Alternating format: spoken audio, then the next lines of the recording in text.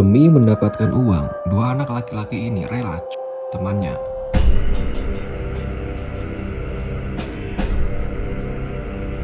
Ada bau yang gak akan pernah bisa dilupain sama warga yang lewat kolong jembatan itu pagi itu.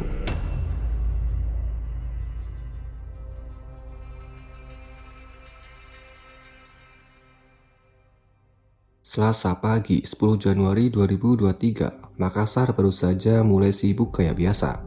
Orang-orang berangkat kerja, anak sekolah nunggu angkot, pedagang buka lapak, semuanya normal.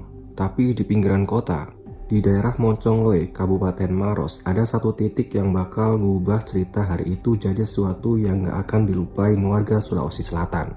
Namanya adalah Waduk Nipa-Nipa. Kalau kamu belum pernah ke sana, bayangannya kira-kira begini. Bendungan kecil, air yang tenang, jembatan penghubung yang setiap hari dilewatin motor sama pejalan kaki. Tempat yang biasanya sepi, cuma ada suara air sama kadang-kadang orang mancing di pinggir. Tapi pagi itu ada yang beda. Seseorang yang lagi lewat di jalan inspeksi PAM Timur, jalan kecil yang lewatin bawah jembatan itu, nyium sesuatu yang gak enak. Bukan bau got, bukan pula bau air waduk yang emang kadang rada apek, tapi ini baunya beda. Baunya lebih berat. Orang itu berhenti nyoba nyari sumbernya, dan disitulah di kolong jembatan, ketutup sama bayangan struktur beton. Dia lihat sesuatu yang bikin dia langsung mundur. Sebuah kantong plastik hitam ukurannya cukup besar dan bentuknya nggak kayak sampah biasa. Warga yang pertama nemuin itu nggak langsung deket-deket. Dia panggil orang lain, terus bareng-bareng mereka mastiin apa yang mereka lihat. Begitu kantong itu kebuka sedikit, semua orang di situ langsung diem. Di dalam kantong plastik itu ada seorang anak. Kaki dan tangannya pakai tali raffia, jenis tali yang biasa dipakai buat ngiket barang belanjaan atau ngebungkus kado. Tubuhnya udah mulai dan yang bikin orang-orang di situ makin ngeri. Posisi tubuhnya kayak sengaja biar muat masuk kantong. Ini bukan kecelakaan, ini bukan orang yang kepleset jatuh ke air terus hanyut, ini sesuatu yang udah direncanain. Warga langsung lapor ke polisi. Gak butuh waktu lama sampai Polrestabes Makassar sama tim dari Polsek setempat turun ke lokasi. Garis polisi dipasang, orang-orang mulai berkerumunan dari kejauhan. Pada penasaran tapi juga takut buat deket-deket. Waktu itu belum ada yang tahu siapa anak ini. Sebut saja namanya Dito, bukan nama asli, ini adalah nama samaran. Nanti bakal kita bahas siapa dia sebenarnya. Sebelum semua itu terjadi, ada satu detail kecil yang bikin polisi di lokasi penemuan itu ngerasa aneh. Tapi raffia yang di kaki korban itu diikat rapi, bukan asal-asalan kayak orang yang udah biasa ngikat barang atau orang yang punya waktu banyak buat mikir gimana caranya biar nggak kelihatan. Dan itu semua baru permulaan dari hal-hal aneh yang bakal kita temuin.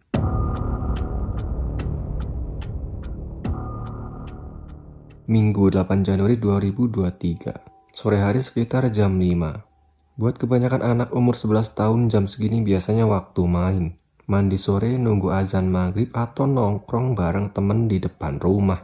Tapi Dito bukan anak yang biasa-biasa aja. Dia tinggal sama neneknya di daerah Batuwaraya, Makassar. Orang tuanya nggak ada di dekat dia. Ibunya kerja di luar negeri, udah lama nggak pulang, udah nikah lagi di sana. Bapaknya juga jarang kelihatan, jadi sehari-hari Dito hidup mandiri. Lewat mandiri buat anak seumuran dia. Dia sering ke pasar bukan buat jajan tapi buat kerja. Angkat-angkat barang dagangan, bantuin sisik ikan, apa aja yang bisa ngasilin duit dia kerjain. Tetangga-tetangganya kenal dia sebagai anak yang rajin, gak neko-neko dan udah biasa bolak-balik sendirian di jalanan sekitar rumahnya. Sore itu dia lagi jalan dekat sebuah minimarket di Jalan Batuwaraya. Bareng dia ada temennya, sebut saja namanya Alif, umurnya baru 12 tahun. Mereka berdua jalan bareng kayak biasa, normal, gak ada yang aneh. Tapi di posisi ini kamera CCTV sebuah toko ngerekam sesuatu yang nantinya bakal jadi bukti paling penting dalam kasus ini. Ada orang yang deketin mereka berdua, bukan orang asing yang nyeremin kayak di film-film, justru sebaliknya. Orang ini kelihatan biasa saja, mungkin malah dikenal atau minimal familiar buat lingkungan situ. Karena itulah nggak ada yang curiga, nggak ada teriakan atau perlawanan yang kelihatan di rekaman. Dito diajak pergi, Alif temennya entah kenapa nggak ikut. Entah dia disuruh pulang duluan, entah dia sendiri yang mutusin nggak ikut. Intinya kejadian ini nanti bakal penting banget karena bocah 12 tahun ini bakal jadi satu-satunya saksi hidup yang tahu apa yang terjadi di menit-menit awal itu. Dan itulah momen terakhir Dito kelihatan jalan dengan kakinya sendiri sebagai anak yang masih hidup dan bebas. Malam itu di rumah neneknya yang bernama Aminah, waktu terus berjalan tapi Dito nggak pulang-pulang. Awalnya nggak ada yang panik. Karena Dito kan emang anak yang suka pulang malam apalagi kalau cari duit tambahan. Tapi waktu terus berjalan, maghrib pun lewat, isya pun lewat, malam makin larut. Dan rumah itu makin sepi tanpa suara langkah kaki anak kecil yang biasanya masuk lewat pintu belakang. Keesokan harinya, Senin pagi, Karmin, dimana Karmin ini adalah bapak Dito, udah nggak bisa tenang lagi. Dia jalan ke markas Polsek Panakukang sekitar jam setengah 11 siang buat laporin anaknya yang hilang. Laporan itu awalnya kedengaran kayak laporan anak kabur biasa. Anak SD yang telat pulang mungkin lagi main ke rumah temennya. Atau mungkin ketiduran di suatu tempat. Lalu petugas piket nyatet laporannya sesuai standar prosedur. Tapi ada sesuatu di cara Karmin ngomong yang bikin petugas ngerasa ini bukan kasus biasa. Polisi mulai gerak, mereka cek kamera-kamera CCTV di sekitar rumah korban di sepanjang jalan Batua Raya, dan disitulah mereka nemuin rekaman minimarket itu, dimana rekaman yang nunjukin Dito lagi jalan bareng temennya terus diajak pergi sama seseorang. Petugas mulai ngerti ini bukan anak yang kabur, ini adalah sebuah mereka langsung nyari Alif, si bocah 12 tahun yang ada di rekaman itu. Dan begitu Alif ditemuin serta mulai diperiksa, ceritanya berubah total. Karena Alif bukan cuma saksi, tapi dia hampir jadi korban juga.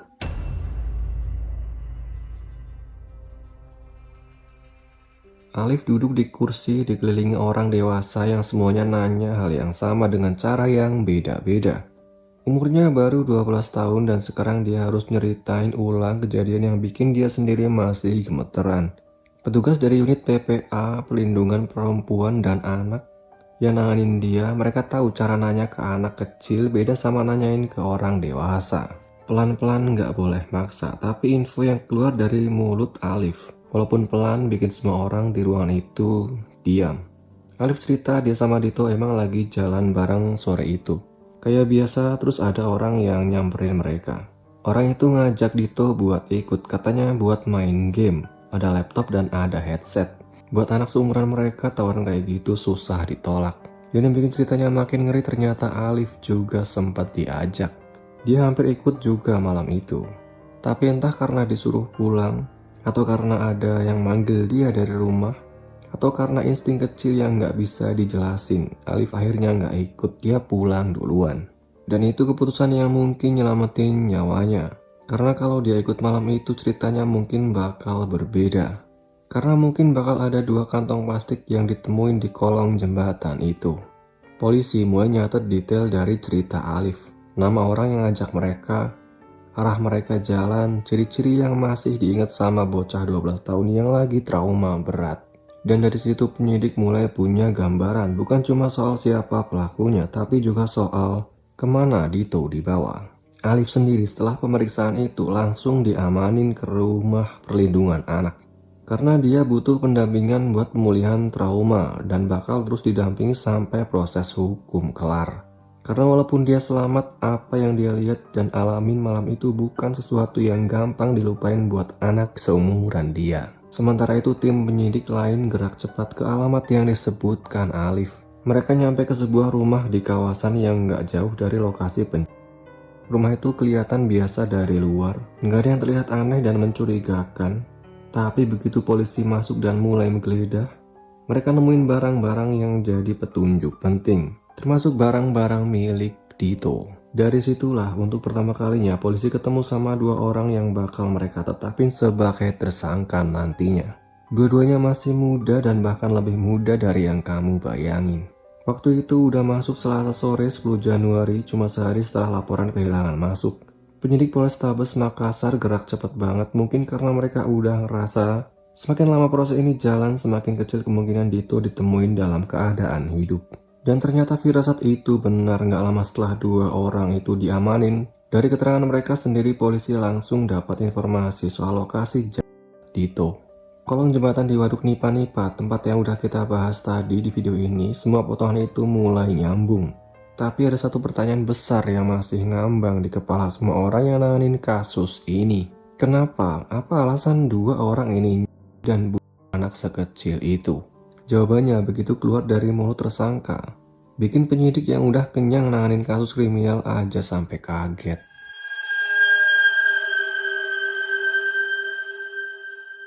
Berdasarkan penyelidikan polisi, ternyata nama Dito tadi sebenarnya nama aslinya adalah Muhammad Fadli Sadewa. Orang-orang di sekitarnya manggil dia Dewa atau Sadewa. Umurnya baru 11 tahun. Dia adalah siswa kelas 5 SD. Dan cerita hidupnya begitu kepublikasikan bikin banyak orang makin sedih. Dewa bukan anak yang dimanja. Dia tinggal numpang di rumah neneknya bernama Aminah yang berusia 57 tahun. Di kawasan Batu Raya, ibunya udah lama pergi merantau ke Malaysia dan menikah lagi di sana. Bapaknya bernama Karmin, ada tapi nggak selalu di dekatnya. Jadi sehari-hari Dewa itu anak yang belajar hidup sendiri dari umur yang masih sangat kecil. Tetangga-tetangganya ingat dia sebagai anak yang nggak neko-neko. Sepulang sekolah dia sering ke pasar Todopuli buat angkat-angkat barang belanjaan orang, bantu sisik ikan pedagang, cari duit buat bantu neneknya. Anak kecil yang harusnya masih waktunya main tapi udah belajar cari nafkah sendiri. Itulah yang bikin kematiannya terasa lebih berat buat banyak orang. Bukan cuma karena dia korban kejahatan, tapi karena dia anak yang sebenarnya lagi berjuang keras buat hidup baik-baik saja.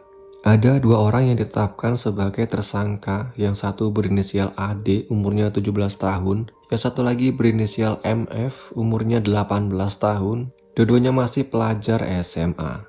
Dan inilah yang bikin publik Makassar kaget berat begitu berita ini nyebar. Ternyata bukan orang dewasa yang udah lama jadi penjahat, bukan sindikat kriminal profesional, tapi dua anak sekolahan yang secara usia harusnya masih mikirin ujian sama tugas sekolah. Dari keterangan yang mereka kasih ke penyidik, AD disebut sebagai otak di balik semuanya. Dalam pengakuannya dia bilang nggak ada yang nyuruh atau ngajak dia, semua murni inisiatif dia sendiri. Dan yang bikin makin aneh, dia ngaku hal ini nggak dilatar belakangi dendam pribadi sama korban. Dewa bukanlah musuhnya. Dewa bahkan mungkin cuma anak yang kebetulan lewat di waktu dan tempat yang salah. Lalu pertanyaannya, kalau bukan begitu terus kenapa? Jawabannya keluar dari pengakuan tersangka sendiri. Dan bikin Kapolsek yang ngomong ke wartawan aja kedengarannya nggak percaya sama omongannya sendiri, guys. Tersangka yang berinisial AD ngaku sering kalau dia sering buka sebuah situs yang minim filter dibanding mesin pencarian yang biasa kita pakai. Disitulah dia nemuin konten-konten soal jual beli organ manusia. Dan entah gimana ceritanya di kepala anak 17 tahun ini muncul ide kalau organ manusia bisa dijual sampai harganya $. Jadi ini semuanya bukan buat balas dendam, bukan buat pelampiasan emosi, tapi murni buat duit. Anak sekecil Dewa dipilih bukan karena identitasnya, bukan karena ada hubungan apapun, tapi karena dia gampang didekati, gampang dibujuk, dan gak akan curiga sama tawaran main game di rumah orang. Kejadian yang bikin ini semua makin dingin. Katanya rencana ini bukan rencana dadakan. Dari penyelidikan lebih lanjut terungkap kalau ide ini udah mulai dipikirin sejak bulan Desember. Artinya sebulan sebelum kejadian. Bukan niat sesaat yang muncul di detik terakhir. Ini sesuatu yang udah dipikirin, mungkin udah dicoba, dibayangin gimana caranya sebelum akhirnya dieksekusi di sore minggu itu. Dan itu bikin satu pertanyaan lain muncul di kepala penyidik. Kalau rencana ini udah dipikirin sebulan, kenapa target yang dipilih justru anak yang deket sama lingkungan mereka sendiri? Jawaban dari pertanyaan itu bakal kejawab pas kita masuk ke bagian paling berat dari kasus ini. Apa yang sebenarnya terjadi di dalam rumah itu malam minggu itu?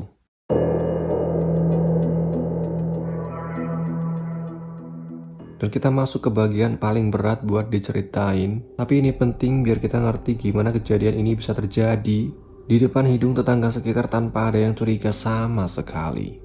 Setelah diajak pergi dari dekat minimarket, Dewa dibawa ke rumah salah satu tersangka. Dari luar rumah ini nggak ada beda sama rumah-rumah yang lain. Nggak ada yang aneh dan nggak mencurigakan sama sekali. Dan justru itu yang bikin rencana ini bakal mulus di awal. Begitu masuk, Dewa ditawarin sesuatu yang buat anak seumuran dia susah ditolak.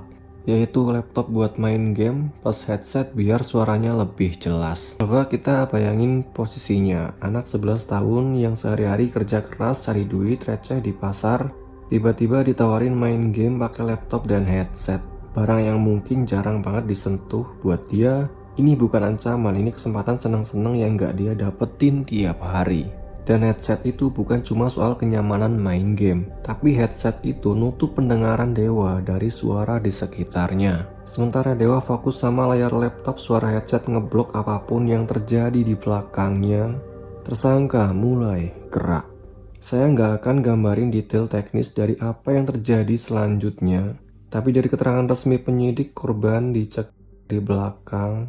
Nggak ada perlawanan berarti karena Dewa nggak sempat sadar sama apa yang lagi terjadi sampai semuanya sudah terlambat. Setelah itu tersangka nggak langsung yakin korban udah nggak bernyawa. Mereka bawa Dewa ke kamar mandi. Di sana ia disiram air berkali-kali terus dicek nadinya, kayak mastiin sebuah proses udah beres. Jadi bukan kayak orang yang baru aja nyawa manusia. Kejadian sekecil itu seperti ngecek nadi, nyiram air berkali-kali, yang akhirnya bikin penyidik ngerasa ada sesuatu yang beda dari kasus ini. Bukan cuma yang lahir dari kepanikan atau emosi sesaat. Ini kayak orang yang lagi ngikutin daftar cek. Jadi ngikutin langkah demi langkah tanpa ada rasa panik yang kelihatan. Setelah yakin korban udah nggak bernyawa, barulah proses berikutnya dimulai. Dewa pakai tali rafia, tali yang sama yang bakal ditemuin sama warga keesokan harinya di kolong jembatan. Mereka ambil kantong sampah dari sekitar rumah, bungkus, dan nyiapin buat dipindahkan. Ini bagian yang bikin kita mikir rencana jual beli yang katanya jadi motif awal ternyata nggak pernah kejadian. Entah karena mereka nggak beneran tahu caranya, entah karena mereka sadar itu cuma hayalan dari apa yang mereka baca di internet, atau entah karena momentum udah keburu jalan ke arah yang nggak bisa mereka putar balik lagi. Rencana besar buat ke sebuah situs pada akhirnya cuma jadi alasan awal dari sebuah kejahatan yang berujung ke pembuangan di bawah jembatan. Malam itu juga dibawa ke waduk Nipa kolong jembatan di Jalan Inspeksi PAM Timur, di mana tempat itu sangat sepi dan jarang dilewatin orang di malam hari. Cuma ada suara air yang ngalir pelan. Disitulah diletakin dan ditinggal begitu aja. Sementara itu di rumah neneknya lampu masih nyala. Nenek Aminah nunggu mungkin sambil nyiapin makan malam. Dia nggak tahu kalau cucunya udah nggak akan pernah lagi jalan masuk lewat pintu itu. Yang bikin ceritanya makin nyesek adalah jarak antara rumah tersangka dan rumah korban itu deket. Deket di sini artinya nggak jauh-jauh amat, dimana selama ini pelaku dan korban hidup di lingkungan yang sama, dan bahkan mungkin pernah papasan di jalan dan mungkin saling kenal muka. Dan itu bikin satu detail lagi keinget sama penyidik, kenapa headset itu dikasih ke Dewa. Bukan cuma buat main game, tapi biar dia nggak denger langkah kaki yang mendekat dari belakang. Rencana sekecil itu nunjukin ini bukan aksi spontan. Setiap langkah udah dipikirin sebelumnya.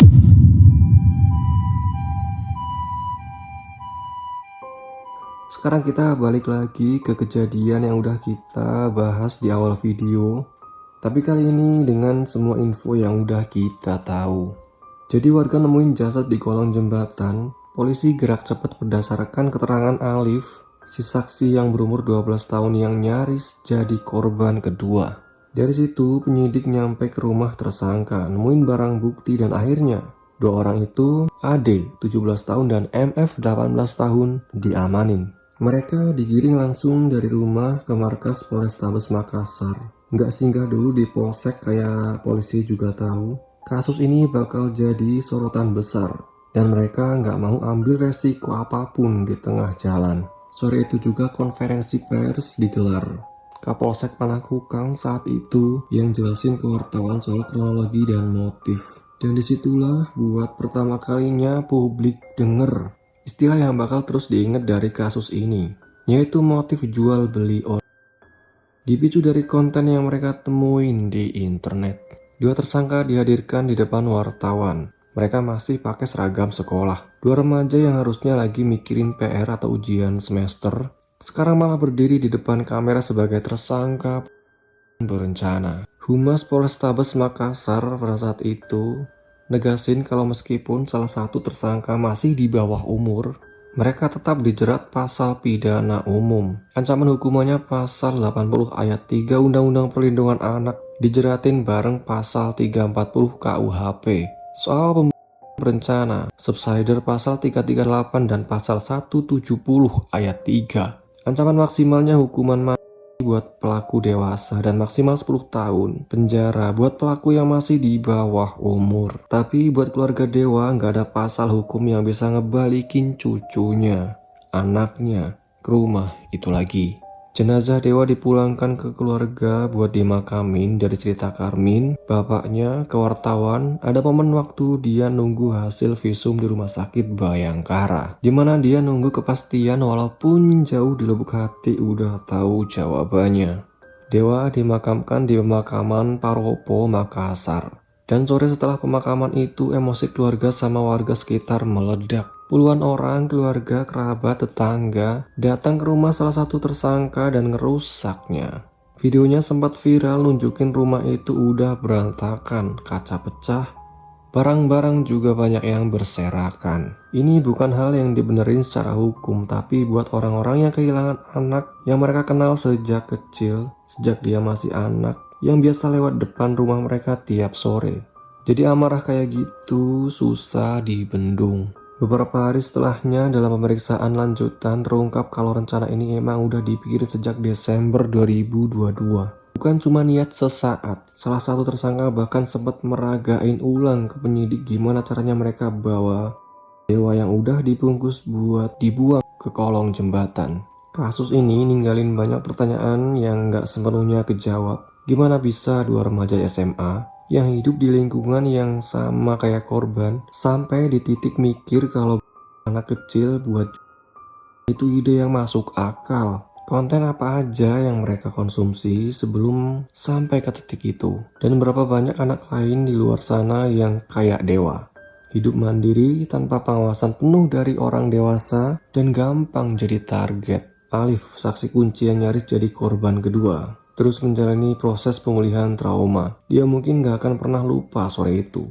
Sore, waktu dia hampir ikut, tapi gak jadi. Dan Dewa, anak yang kerja keras angkat barang di pasar Todopuli buat bantu neneknya, sekarang cuma jadi nama di batu nisan di pemakaman Paropo. Sebuah nama yang gara-gara kejadian ini bakal terus diingat bukan cuma sama keluarganya, tapi sama satu kota.